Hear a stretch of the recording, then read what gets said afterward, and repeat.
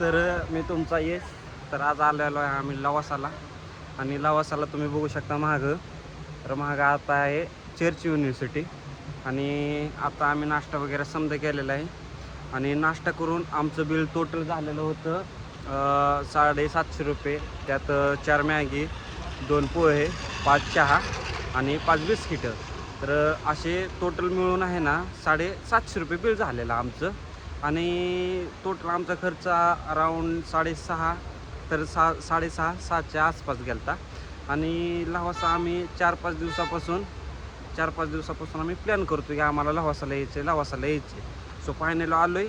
पण इथून आम्हाला असं वाटायला लागले का आलो आहे, कारण एवढं तुम्ही हाय व्हॅल्यू म्हणजे मॅगी आहे ती 100 रुपयाची एक मॅगी, 30 रुपयाचा एक चहा आणि 60 रुपयाची एक प्लेट पोहे आणि 10 रुपयाचा एक पार्लेची. तर तुम्ही येत असाल तर येताना तुम्ही आहे ना सोबत काहीतरी खायला आणा, नाहीतर बिस्किट वगैरे आणा. इथं खूप कॉस्टली आहे. आणि तुम्ही तर माहीत आहे लवासा सिटी कसं आहे, तुम्हाला काय बघायचं आहे काय नाही ते तुम्हालाच दाखवू. आणि विषय असा आहे की आहे ना एवढे म्हणजे विषय कसा आहे माहीत आहे इथला, की लवासा सिटी असा एक प्लॅन होता बाहेरची जर्मनी म्हणजे बाहेरची आहे ना थीम आपल्या इथं आणायची, दरीद वगैरे काय असेल ती. आणि हा प्लॅन पूर्ण झाला, पण इथं इंडस्ट्रियल ती नव्हता, सपोर्ट नव्हता काय. आणि यायला जायला पण 30 एक किलोमीटरवरनं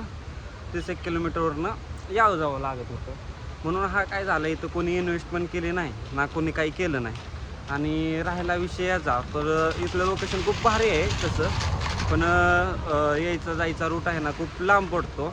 आणि दुसरं काय नाही, पण इन्व्हेस्टमेंट तुम्ही मागची बिल्डिंग बघू शकता, हे बघू शकता, झरणे बिरणे समजा ओकेमध्ये आहे. फक्त राहिले असं म्हणजे मला समजलं आहे की नाही का, की यायचा जायचा रूट खूप महाग आहे म्हणजे लांब आहे नाही का त्या प्रकारे. तर तुम्ही एकदा या एक्सप्लोअर करा आणि तुम्हाला तर दाखवू. चला मी तुमचा यश. Bye bye.